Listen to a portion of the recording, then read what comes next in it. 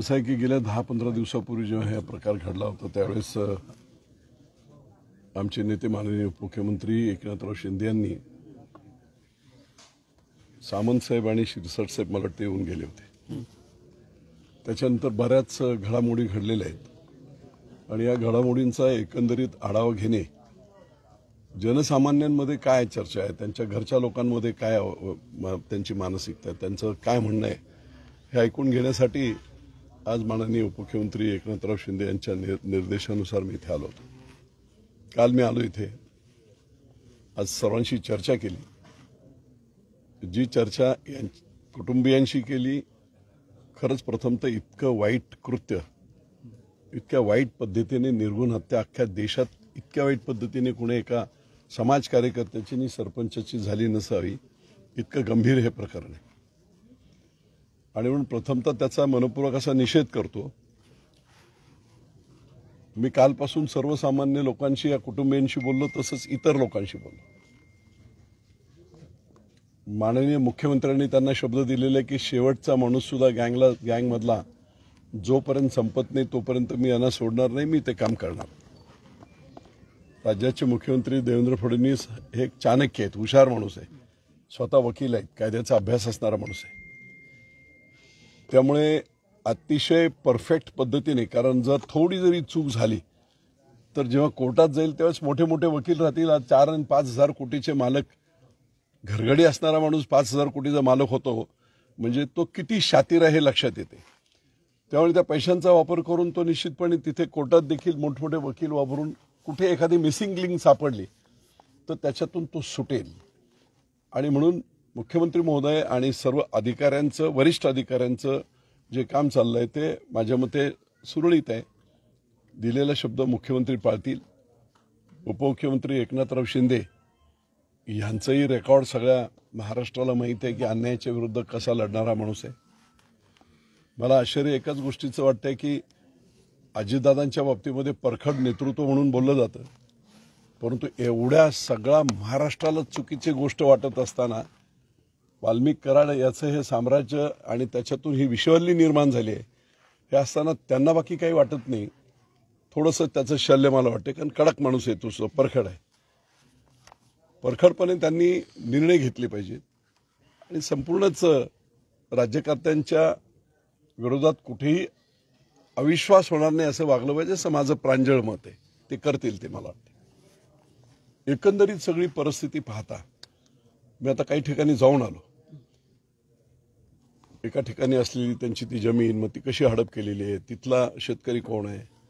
आता 2 दिवस बातम्या चाललेल्या आहेत की हार्वेस्टर अनुदानाच्या पाठीमागे 8-8 लाख रुपये 147 लोकांकडून घेतले, 2 वर्ष झाली। कृषी मंत्री आमचा आहे असं म्हणत, राजकारणाचा मुलामा मी अजिबात देणार नाही, परंतु त्याचा मुलामा देत त्यांनी ते जवळजवळ 11-11.5 कोटी खाल्ले। तक्रार करायची शेतकऱ्यांची हिंमत नाही, गेले तर त्यांना मारहाण झाली, कोणाच्या घरी दहशत गाड्या उभ्या करून टाकल्या, कोणाच्या घरी गुंडे उभे केले। ही सर्व परिस्थिती काय दर्शवते? अख्खा बीड जिल्हा म्हणणार नाही, पण निदान परळी इथे असणारी जी परिस्थिती आज 8-10 दिवस तुम्ही टीव्हीवाल्यांनी सुद्धा दाखवलेलं, मीडियाने दाखवलेलं, राखेचं साम्राज्य, वाळूचं साम्राज्य, अवैध धंदे, लँड ग्रॅबिंग, या सगळ्या प्रकारामधून सर्वसामान्य माणसाला पूर्ण दाबून टाकलंय। आणि हे दाबत असताना ज्या गोष्टी समोर येत आहेत त्या मी निश्चितपणे मुख्यमंत्र्यांना आणि उपमुख्यमंत्र्यांना देखील सांगणार आहे की एखाद्या पोलीस स्टेशनमध्ये तक्रार करायला जायचं तर काय, एवढा इन्फ्लुएन्स आहे की त्या पोलीस स्टेशनमध्ये दिलेल्या हवालदारांच्या सगळ्या बुलेट ह्या वाल्मिक कराडने दिलेले। सगळं प्रशासन पैशांच्या जीवावर कसं ताब्यात ठेवायचं याची कला त्याच्याकडे होती। आणि मग त्याच्यामुळे प्रशासन, पोलीस, अवैध धंदे करणारे गुंड लोक, लँड ग्रॅबिंगचे लोक, या सगळे वातावरण मी आज अतिशय जबाबदारीने बोलतोय। मुख्यमंत्री महोदय सुद्धा ऐकत असतील। जर संपूर्ण महाराष्ट्रातल्या अभ्यासू लोकांनी 1967 साली वेस्ट बेंगॉलमध्ये, पश्चिम महाराष्ट्रात सिलिगुडी या जिल्ह्यात नक्षलबारी नावाच्या गावामध्ये अशाच पद्धतीचं वातावरण 1967ला होतं। मोठे जमीनदार, प्रशासन, अधिकारी, पोलीस आणि अवैध धंदेवाले, गुंड या सगळ्यांच्या नेक्ससमधून सर्वसामान्य माणसाला पूर्ण दाबून टाकलं गेलं होतं. त्याच्यातून नक्षलवाद उभा राहिलाय. तो चुकीच्या मार्गात गेला ते सोडून द्या, पण त्याचा बेस जो होता ना, बेस 1967 साली, तोच बेस आज या परळीमध्ये मला दिसतोय. प्रशासन, पोलीस, मला मुख्यमंत्री महोदयांना सांगायचं आहे की 8-10 वर्ष एका पर्टिक्युलर लोक इथे का बसलेले आहेत, तो बिंदू नामावली वगैरे प्रकार करत काय चाललेले आहे. संपूर्णपणे या जिल्ह्यातील प्रशासकीय सगळ्या लेवलचे लोक, हे कसं शक्य झालंय की काही ठिकाणी प्रशासकीय लेवलला सगळे हस्तक आणून बसवले गेले. आणि म्हणून जसं त्याने एक निर्णय घेतला आणि अतिशय चांगले SP इथे आणले, त्याच्यानंतर मुवमेंट झाली, पण खाली सगळी यंत्रणा पोखरलेली आहे. ती पोखरलेली यंत्रणा सुद्धा बदलावी लागेल. महसूल, हे सगळे धंदे कशातून चालतायत, त्या सगळ्या जेवढ्या यंत्रणा आहेत ना, त्या सगळ्या यंत्रणांचे अधिकारी बदलावे लागतील. त्यांची हिस्ट्री पाहावी लागेल. भयावह आहे. जे मी इथे ऐकलंय वेगवेगळ्या लोकांकडून, काही लोक मला रात्री भेटले, काही पत्रकार भेटले, काही व्यापारी भेटले, आणि सगळ्यांच्या वक्तव्यातून ज्या गोष्टी आल्या ते खरोखर भयावह आहेत. या महाराष्ट्राला साजेसं नाही. मुंडेंच्या राजीनाम्याची देखील मागणी केली जाते. एक लक्षात घ्या, 2 गोष्टी इथे टाळल्या पाहिजेत. गुंडाला कुठची जात नसते. एक, गुंडांना कुठची जात नसते, तो त्याचा धंदा करतो आणि त्याच्या साम्राज्याच्या पाठीमागे वेगवेगळ्या लोकांना वापरून घेतो. मग ते प्रशासकीय अधिकारी असो किंवा राजकीय काही लोक असो, राजकीय लोकांची काही कुठे कुठे हातबलता असते मतांसाठी म्हणा, आणि त्याच्यातून हे घडत असते. पण गुंडांना कुठचीही जात नाही. काही लोक इथे येऊन OBC समाजाच्या नेत्यांवर अन्याय होते वगैरे हे जे बोलतायत ते चुकीचं आहे. इथे संतोष देशमुखची झालेली हत्या आणि त्या हत्यारांना फासावर लटकवणे, डायरेक्ट इनडायरेक्ट सगळ्या जेवढ्या यंत्रणा आहेत, इंटेलिजन्सच्या आहेत, फॉरेन्सिकच्या आहेत, या सगळ्या करत हे गुंफत, आज वाल्मिक करारावर फक्त खंडणीचा गुन्हा आहे, पण या खंडणीच्या गुन्ह्याच्या पाठीमागचं सगळं षडयंत्र आणि त्याच्यातून पुढे झालेला हा मर्डर आहे, हे वास्तव आहे ना. आणि मग तो खंडणीचा गुन्हा जर त्या पवनचक्कीच्या संदर्भात होता आणि त्याचाच पर्याय पुढे इथपर्यंत आला होता, तर निश्चितपणे वाल्मिक कराड याच्या मेन बेस तोच आहे. हे वास्तव सर्वसामान्य अख्ख्या महाराष्ट्रातल्या माणसाला कळतंय. आणि ते जर आपल्या प्रशासनाला कळत नसेल, पोलिसांना कळत नसेल, तर आश्चर्य आहे. झोपलेला आपण उठू शकतो, झोपेचं ढोंग घेतलेलं नाही उठू शकत. आणि म्हणून मी एकनाथराव शिंदे यांना देखील ब्रीफ करणार आहे. सगळं वाईट अवस्था आहे. याच्यावर कठोरातली कठोर कारवाई करून डायरेक्ट इनडायरेक्ट जे इन्व्हॉल्व आहेत, काही कल्प्रिट आहेत जे आता जेलमध्ये आहेत, काही आत आहेत, पण यांना साथ देणारे आणखी बरीच मोठी यंत्रणा खाली आहे. ती सगळी यंत्रणा ठेचून काढली पाहिजे. अजितदादा पाठीशी घालतात असं म्हणते सुरेश या सगळ्या. मी राजकीय बोलणार नाही, कारण कोणताही राजकीय व्यक्ती असं गुंडाला बोलणार नाही की हे सगळं कर. राजकीय व्यक्तीची गरज असते आणि म्हणून तो त्याला जवळ करतो आणि मग त्याच्या नावावर तो धंदा करतो. हे वास्तव अख्ख्या महाराष्ट्रात आहे. त्यामुळे मला एक चांगलं असं वाटतं की ठीक आहे, सगळे आमदार एकत्र आहेत. संतोष देशमुखांच्या हत्येबाबत सर्व पक्षीय लोक एकत्र आहेत, ही आनंदाची बाब आहे. ही जनता आहे, महाराष्ट्रातल्या संपूर्ण जनतेचं लक्ष या केसवर आहे. मी तुम्हाला परत एकदा रिपीट करतो की जातीवादाच्या नावाखाली काही चुकीच्या गोष्टी वेगवेगळ्या ठिकाणी त्यावेळेस घडल्या, पण त्या न घडता जो मूळ आहे त्या मुळावरच, खोडावरच घाव घातला पाहिजे. अशा पद्धतीने शासनाने आणि प्रशासनाने, पोलिसांनी काम केलं नाही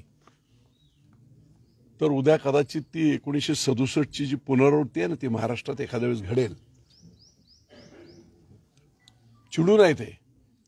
आणि उगाच कुठेतरी काहीतरी करण्याऐवजी काही लोक माझ्याशी जेव्हा बोलले, तर काल एक मुलगी त्या पुण्यात बोलली, एक तरुण मुलगी बोलली आहे. काय आहे ते मी जे बोलतोय ना 1967 सालचं, त्याचं प्रतिक्रिया काल त्या मुलीची पुण्यात होते, आम्ही याला ठेचून मारू म्हणून. खोड आणि म्हणून माझं विनंती आहे शासनाला, मुख्यमंत्री महोदयांना मी भेटणार आहे. हे सगळं जे जे मी लोकांना भेटलोय त्यांची नावं, त्या सगळ्या गोष्टी मी घेतलेल्या आहेत. मला फक्त एकच आहे की राजकीयदृष्ट्या ह्या गोष्टीला ही गुंडगिरीची आणि पैसे वसुलीची केस आहे. तिला राजकीय मुलामा शक्यतो लावू नये. त्याच्या पाठीमागे राजकीय गोष्ट आहे. काही गोष्टीमध्ये ह्या सगळ्या घटना घडण्यासाठी पूरक गोष्टी ह्या पुरे ऐकल्या तर त्या इतक्या भयानक आहेत की सीओ काय करायचे, कसं हे करायचं, हे सगळं ऐकलं तर भयानक आहे. ते मी सगळं त्यांना ब्रीफ करेल. निश्चितपणे शासनाच्या पुढे कोणी नाही. आणि मी पुन्हा एकदा सांगतो, अतिशय प्रचंड विश्वासाने जे बोलते ते करणारे मुख्यमंत्री आहेत, गृहमंत्री आहेत, कडक माणूस आहे. त्याच्या टप्प्यात आला की कार्यक्रम होईल हे निश्चित मी तुम्हाला सांगतो. आणि म्हणून या सर्वांना सांगतो की थोडं शांतपणे घ्या. जातीय रंग देऊ नका. तिथे आपली केस खराब होऊन जाईल. आणि म्हणून अशा पद्धतीने एकनाथराव शिंदेंना देखील मी ब्रीफ करेल. मी आपल्या माध्यमातून दादांनी आवाहन करेल की अख्खा महाराष्ट्र बोलतोय राव, हे चुकीचं झालंय, चुकीचं झालंय, इथे नेक्सेस झालेलं आहे, इथे हे झालेलं आहे. काही पक्षाचे लोकसुद्धा आत आहेत, त्यांच्यावर केसेस आहेत, काहींच्या इन्क्वायऱ्या चालू आहेत. अशा परिस्थितीमध्ये जर कुठेतरी चुकीचं घडत असेल ना, तर या महाराष्ट्रातला चुकीचा पांडा पडू न देणे, याच्यासाठी प्रखर कडक भूमिका घेणे पाहिजे, अशी माझी प्रामाणिक त्यांना विनंती. साहेब, दादा असं म्हणतात की धनंजय मुंडेंचा आणि या प्रकरणाचा दुरान्वयी संबंध नाही. दादा काय पोलीस ऑफिसर नाही आहेत ना. ते तर असं जर तुम्ही बोलत असाल, असं आहे की राजकीय दृष्ट्याला राजकीय रंग लावू नये हे नक्की आहे. मी त्यांना एवढंच म्हणतो की धनंजय मुंडेबद्दल मी बोलणार नाही. मी एकच म्हणतो की हे नेक्सेस जे तयार झालं नाही, ही विषवल्ली जी तयार झाली ना, ती विषवल्ली मोडण्यासाठीची भूमिका दादांनी घेतली पाहिजे. मग ती कशी घ्यायची ते त्यांनी ठरवावं. पण आता दादांनी सर्वसामान्य माणसात येऊन जरा बोलावं.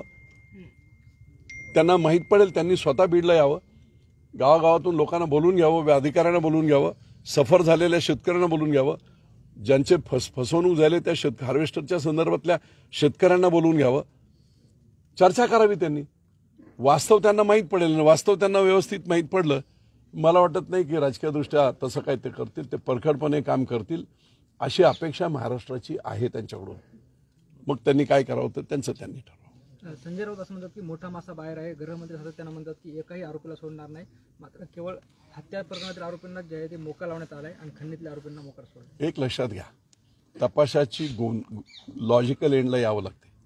कुठे जरा जरी मिस्टेक झाली, एखादी मिसलिंग झाली, तर तुम्ही घाईघाईत एखादा निर्णय घेतला तर तो अंगाशी येऊ शकतो आणि गुन्हेगार सुटू शकतो. हे देवेंद्र फडणवीस आहेत. ते संजय राऊत काय बोलले ते सोडा. हे देवेंद्र फडणवीस आहे. ह्या माणसाला एकदम पक्का बरोबर ग्रिप करणार आणि अन्याय या महाराष्ट्रात तो माणूस होऊ देणार नाही. एकनाथराव शिंदेचं तर रेकॉर्ड सगळ्यांनाच माहिती आहे. तुम्ही सगळे पिक्चर पाहिलेत. ओढणीचा हे पाहिलंय ना, हायकोर्टातून सुटला पण नंतर त्याचं काय झालं, हे सगळं चित्र, हे सगळे आम्ही सगळे त्या तालमीत तयार झालेले सगळे बाळासाहेबांचे शिष्य आहोत. हे असलं हे करून गप्प राहून पाठीमागे गोलगोल नाही होणार. या प्रकरणाला पूर्णपणे दिशा दिली जाईल. तर रामदास कदम असं माहिती की बाळासाहेबांचं स्मारक, रामदास कदम असं माहिती की एकनाथ शिंदे यांच्या नेतृत्वाखाली आम्ही 200 आमदार निवडून आणले आहेत. राजकीय नको. थँक्यू.